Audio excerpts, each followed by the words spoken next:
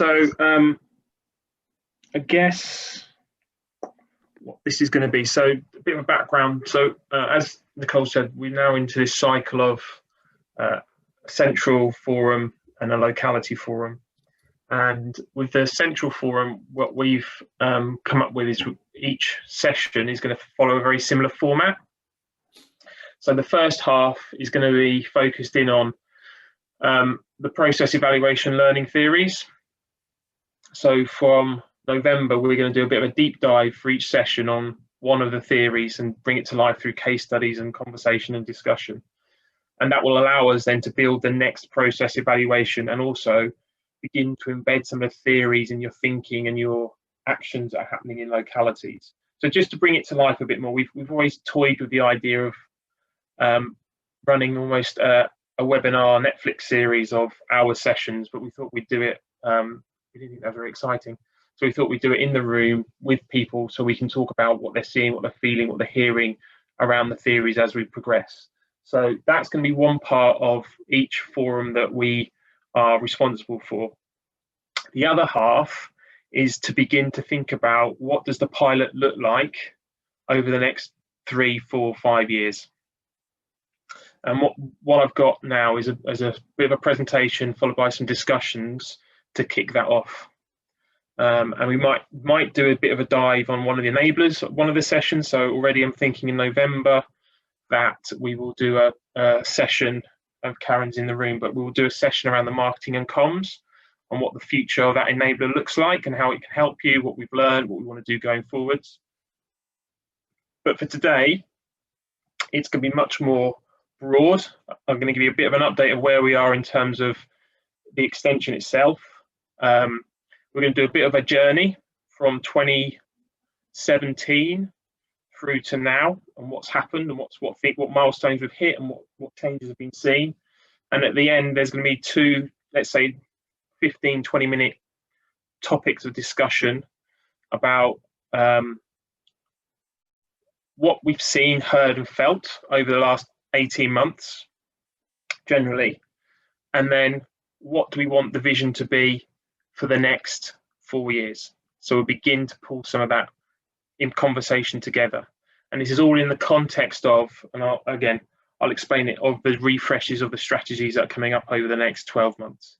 So I'll just share my screen if I can find it. That one. Do that. Okay. So local pilot 2021 to 25. So to give you some sort of context of where we are currently, you all would have received over the summer the extension to the DPAs. So every organisation that had a delivery partner agreement with Greater Sport linked to the local pilot, we've had a letter saying that has now been extended to 2025. And that investment could therefore be reprofiled to that date.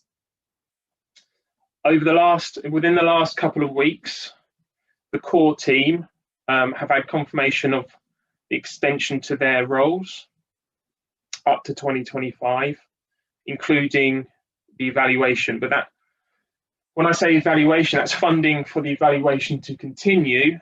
That now means that we will probably need to go through a process of securing the evaluation partner. Clearly, we have a partner we're working with now, but we still have to go through a process going forwards because we're talking about an extension, potential extension to a contract or a new contract. In terms of what happens beyond that, so the sequencing that happens next is that we are now having discussions with Sport England regarding the process for the wider system enablers. So originally they were in as part of the core team. It didn't quite fit in that process. So we're now having to think about them as a sort of a separate investment. And the reason we're doing that as a next part of the sequence is twofold. One is so that we can go through a process with Sport England and understand what that might look like. And two, the investment for those enablers has been profiled and will end in March next year. And what we don't want to do is have a gap between them ending and then having to go out and do a bid or submission which might not happen till get back till September and have like a 6-month gap where we've got no support for the enablers. So that's why that sequence is next. And then in parallel to that, we'll continue to have the discussions regarding the investment into the potential future investment into the localities. So it's not that we're thinking of the localities as a last thing. It's just in terms of sequencing, that's what makes sense, because we can then use what we've learned from the process for the enablers and begin to think about what's the process for the localities in any future potential investment. Kate, do you want to pick up anything on that? Yeah, so it's probably just to say, to add to that sequencing as well, it's also about trying to keep the focus of our national colleagues, so on you know, what is the immediate priority in terms of funds. And I think it's also worth saying that the other pilot areas are actually in a completely different funding process to us. So we were awarded our investment first, which was brilliant, but what that means is the other pilot areas have been going through a process called Pathfinder and Accelerator, where they basically test and learn their ideas and then scale them up. So going forward, myself, Richard, Justine, Hayley are working with our national colleagues to think about how we might look at that process and how we could work with it in GM. And when I say work with it, what I mean is because we got our funding first and we haven't worked in that process, it's just not going to be as simple as me and Justine working with you to say, right, we're now in the Pathfinder and Accelerator process. So we need to find a way of almost bridging the gap, but a way in which it works for everybody. And I think national colleagues are really up for doing that and working alongside us. But that just means it's probably going to take us potentially longer than we might envisage to get those that process to work for everybody, and hence really why we've already got our eye on it, because 2023 might seem like quite a long time away, but it will come around pretty quickly when we're trying to work out how these processes work for everybody. So so I guess the importance for me now in terms of that sequencing is the next 6 months, next 2 years are really key for how we profile the work that we're doing, because what we need to be able to do in some form is knowing we need to ramp up, I suppose. At the moment the conversations are happening, but they're working, but we need to begin to think about when actually do we need to get to a point where we have a process and it's going to be this and it's going to work, and this is when we're going to do a submission, and this is when we want the money to come back, the investment to come into GM and the localities. So we will need to work very closely with you guys collectively to understand that, and hence why the reconciliations we're doing now and the ones that will be going forward, it's really important we get a real understanding of what is the actual investment picture looking like. It's difficult, I know that, and that's why we're trying to make it into 2-year chunks rather than 4-year chunks. So we can come on to that when we get into the next part. Are there any questions in particular around that part of what we're talking about the extension? Because I know it's been raised in a couple of conversations with the evaluators, and I just want to be clear that everyone's happy or understands what the process is and the sequencing that we're going through. You can also write in the chat, so I'll pick up in the chat if you don't want to speak up now. Okay, so some context for the next 12 months then. We're beginning to think about the next round of strategies. So Sport England strategy is due to be launched January, New Year time. You would have seen the framework earlier in the summer. You would all commented on that, you'd all seen that. And that's now being worked up into a strategy, or the strategy, which will be issued and launched in the new year.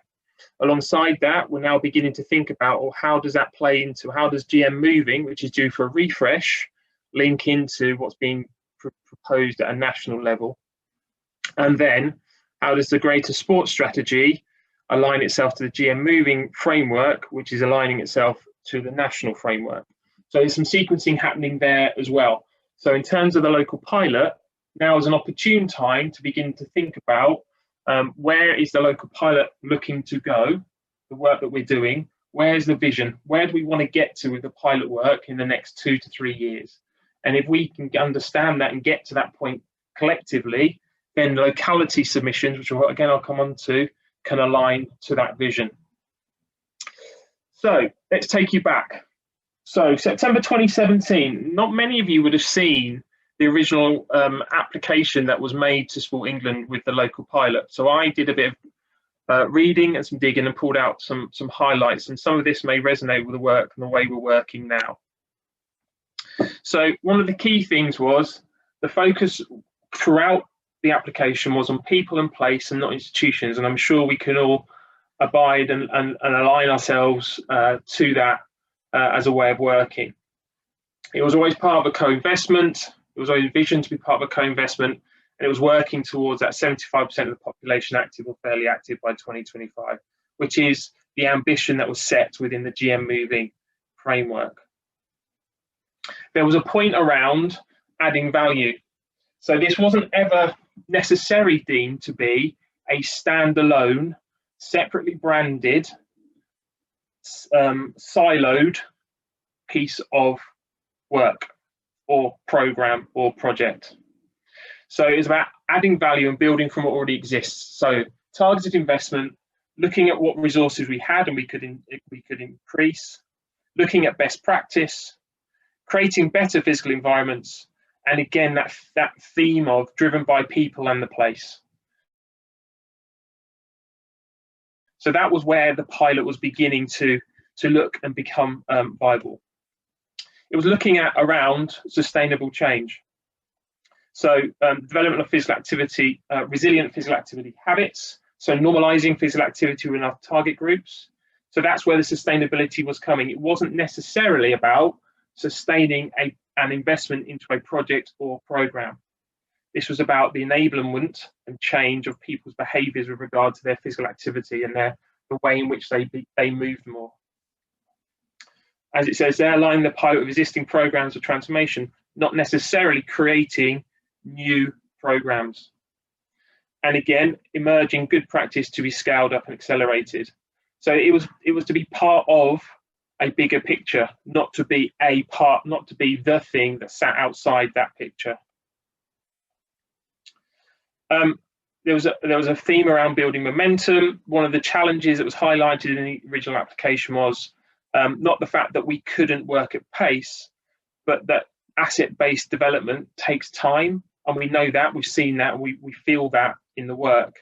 But there was a balance potentially between quick wins and slow burn, and that there would need to be a gradual improvement or skilling of people's skills and capabilities in this space. But there was confidence that momentum would be sustained and that we would be adopting a broad long-term whole system approach to physical activity and sport across the life course. And then around evaluation, we would engage an independent evaluation which would help us understand what works and what is going on. And I'm sure, again, we can see that in the way that the work has been developed over the last 18 months. So from where we were in 2017 to what was written on a piece of paper as a vision for the local pilot, you can see we've actually made quite a lot of progress in that space.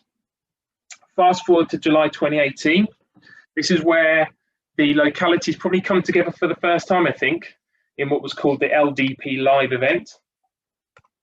And it's probably the first time that I think the principles of the investment, the local delivery pilot, were given over to the localities to say, this is how the pilot will work. These are the principles by which we will be working in Greater Manchester to invest in communities within localities. And as part of that, there was some questions that were tabled. One question was, what would hinder the work? And this is an example of some of the responses that we had at the session. And again, what you see here is probably what we feel now. Those those answers to that question are probably very much what we feel now. It hasn't necessarily changed, that these things could still hinder the work, and yet in some places we are working through them or around them. And then the other question was, what would help? And I think that in terms of what's here, a lot of the stuff that's on here we have done or we are doing. So use the VCSE sector. The right people target our most effective, engaged and motivated people. Collaborate transparently. Create networks between boroughs. Flexibility to talk about learning and a localised approach. Make sure funds are disseminated to VCSE at grassroots and not used by local authorities to plug funding gaps. So these are all the things that those people in the room in 2018 were talking about that would help with the work. And like I said, I think we are now in a place where we're beginning to see how we are doing a lot of this to ensure that that does happen. Fast forward again, March 2019. And I'm sure everyone remembers the submissions and all the pictures that were put into the submissions from the localities that were made. I don't think Rochdale Bury, I don't think you had any pictures, so I couldn't pick any out, but all the others are there for people to pick up. And this really set the frame for the 2 years. So in March 2019, it was very much, there is an investment. The investment will need to be used by September 2021. Yep, 2021. And the submissions were a reflection of how were localities and GM going to be working towards that. What were we going to do? Why were we going to do it? Where were we going to work? What sort of things were we thinking of? Who were we thinking of targeting within our 3 target audiences? But now we've got till 2025. Do we now need to go back to those, revisit them and say, well, what's been our local journey? How relevant is what we wrote in 2019 now? What would happen if we wrote it now? Where would our vision be? What will we learn that would influence where we want to get to next? And what does that look like? And then over time, that diagram at the bottom isn't great, but this is the sort of process evaluation evolution that we've been to as well. I'm sure you can all remember the boxes on the left-hand side with all the lines going across from the approaches to the behaviours to the levers to the mindsets. And at the time thinking, hey, that doesn't make no sense. I really can't get my head into what that looks like. And then in the previous pre-process evaluation, we went to this diagram where it all started to connect together and we began to flow and understand where these theories worked to where we are now with 5 very distilled theories, which are helping us understand even more what it takes to bring about change in a system and in a place.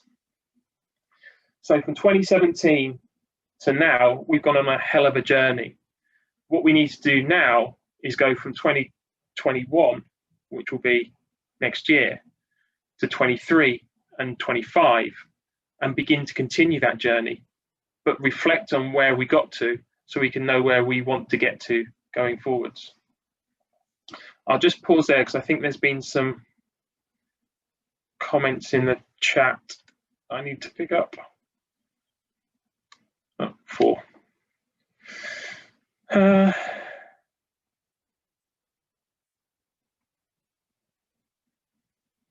Okay. Yeah, I will share the presentation. Okay, fine.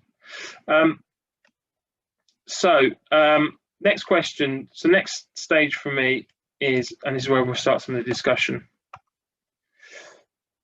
So looking over the pilot journey to now, locally and across the city region, what I want us to think about is what's worked, what's evolved, and what's caught us by surprise. So in the 18-month journey, those 3 areas, and then think about why and how do we know. So why do you think that thing's happened? And how do you know? What have you seen that's made you think that's happened? And I want to do that for 20 minutes. So someone in each room, just picking it up, holding the pen, making some notes. They can just email